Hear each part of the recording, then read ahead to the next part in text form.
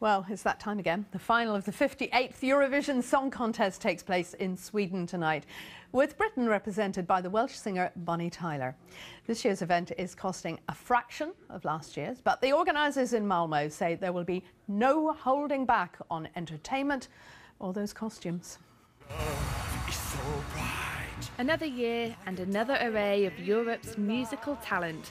Tonight's Eurovision Song Contest takes place in Malmö in Sweden, and it promises to be a night of entertainment, for better or worse. Some 125 million people around the world are expected to tune in to see 26 countries compete for the title. And the UK will be hoping Bonnie Tyler can better last year's result of second from the bottom and bring Britain back to its glory days. That's all fine if that's how you want it to be.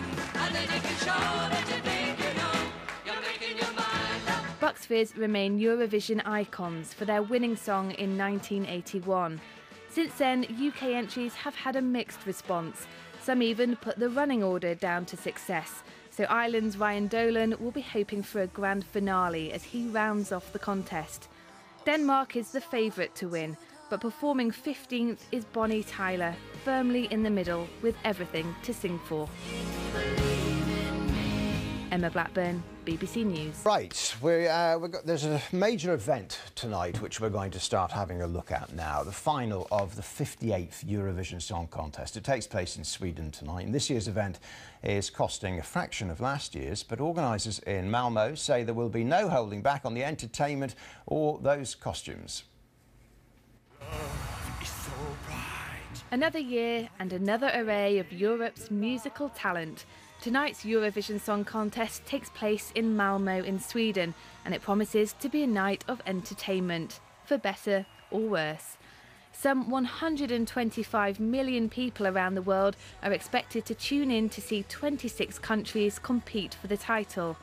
And the UK will be hoping Bonnie Tyler can better last year's result of second from the bottom and bring Britain back to its glory days. That's all fine if that's how you want it to be. And then you can show that you think you know, you're making your mind up. Bucks Fizz remain Eurovision icons for their winning song in 1981. Since then, UK entries have had a mixed response. Some even put the running order down to success. So Ireland's Ryan Dolan will be hoping for a grand finale as he rounds off the contest. Denmark is the favourite to win, but performing 15th is Bonnie Tyler, firmly in the middle with everything to sing for. Emma Blackburn, BBC News. Right, well, in keeping with the sort of budget approach to the Eurovision Song Contest, we're speaking to Paddy O'Connell down a Skype line. Paddy has been watching the rehearsals, in fact, today. So, Paddy, how's it been going? Yes. Hello, London. This is Malmö calling. It's a fun show, this mixing self-deprecation with, frankly, self-satisfaction at winning the thing last year. But it's very funny in places. It's kitsch, it's classy, it's sassy, it's a great show, I think. In fact, I've just heard that a £900 ticket seen doing the internet trading rounds 10 minutes ago is now gone. I bet you bought that, Chris. That is truly remarkable, isn't it? But you see, you're already being irreverent. I mean, it's incredible. Everybody else takes this so seriously. Tell us, what are Bonnie Tyler's prospects? Well, the bookies say she won't win, and to be honest, I don't think she thinks she will. Her task, as I think your report said very well, is to take her middle position in the singing and boost like a springboard from where Engelbert Humperdinck left the UK last year. It's true, he normally pronounces his surname differently. So I think she's really looking to do better. Believe in Bonnie to do better would be the headline. I mean, there is joking apart, a serious backdrop of austerity, of course, in the Eurozone in particular, but not exclusively. And some countries have actually pulled out of it. I mean, how relevant is it this year? Yes, that's a fair question, Chris. I'm not sure it's ever really been relevant. But to the point of your question, Portugal pulled out. That's a crisis-hit country. Poland pulled out. Things aren't very perky there. Turkey pulled out, some kind of protest perhaps, and it's true, you know, there has been, it's smaller, it's cheaper this year. Greece is performing, even though it's got its crisis, it's here, although its song is alcohol is free, and if that were true, that would explain why they didn't have any money. I mean, you saw the rehearsal. What do you make of it overall this year, Paddy? I mean, does it get tedious? Does it get boring? Or is it just great fun?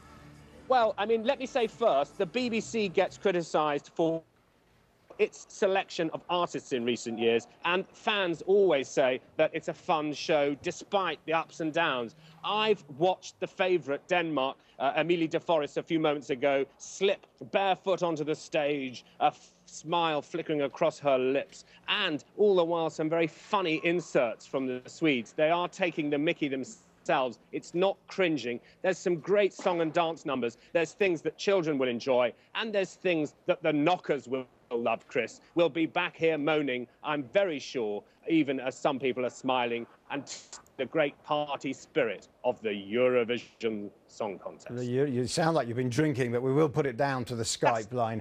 Paddy, we shall see you in glorious Technicolor tonight. Thank you very much. You get full points from us, whatever full points is these days. What is it, 15? No, the full, now you see you slipped at the end. The full is dues. And I know you don't speak French. Of course you only speak Spanish or something. It's 12. Yeah. All right. Thank you very much, Paddy. Thanks a lot. More showbiz. The final of the 58th Eurovision Song Contest takes place in Sweden tonight. This year's event is costing a fraction of last year's, but organisers in Malmö say there will be no holding back on entertainment or, indeed, those costumes. Another year and another array of Europe's musical talent. Tonight's Eurovision Song Contest takes place in Malmö in Sweden, and it promises to be a night of entertainment, for better or worse.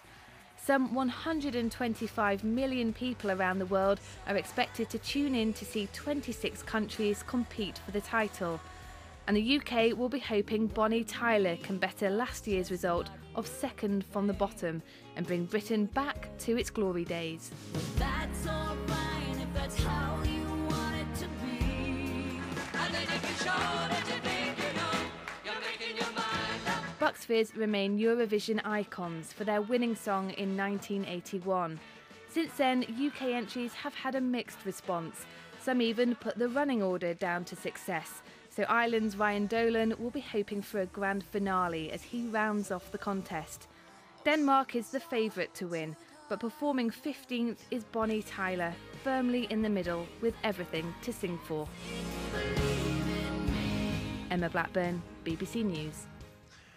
The BBC's Paddy O'Connell is there and has been watching the final rehearsals, joins us on a Skype line. Big sigh from you there, Paddy. Who's going to win? Bonnie Tyler? Good evening, London. This is Malmö calling. No, Britain's not going to win. There's a vote in the press centre that says Georgia will win. But then, Chris, as you'll know better than I, what do journalists know? So, I mean, we were talking about the sort of austerity to this and how there is less being spent on it. I mean, there's a serious point there, isn't there? And there are indeed some countries that haven't turned up as a result of that. Yes, you're right. Portugal's not out. That's kind of down to the giant justification of sending a bunch of people in sequins when people are on the streets. Turkey's pulled out. Poland's pulled out. It's cheaper here. It's a smaller show in the auditorium. It's more back to the TV show on the screen.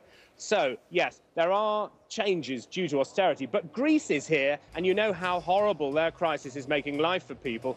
They've sent an act in kilts singing "Alcohol is Free," and if it was, of course, it would explain why the crisis hit.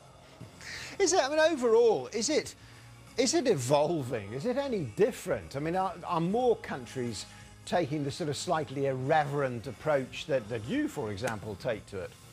Well, I mean, luckily no one talks about me at all, but the Swedes are putting on a show which is taking the mickey out of it. There's a great sense of humour, poking fun at some of the kind of giant icons from Eurovision. As in terms of jokey acts, there's fewer of them this year. People try to win by spending it on spectacle. The Georgians have their artists coming from an enormous glitter ball. The Azeris have a man in a box with lots of rose petals, and there's fireworks everywhere. And the British are using these during the show. I don't know if you're going to be rude about my Skype line, but the audience will wear these and they'll glow at a particular point. Imagine that on the news channel, all the people watching glowing at the same time. It sounds absolutely thrilling.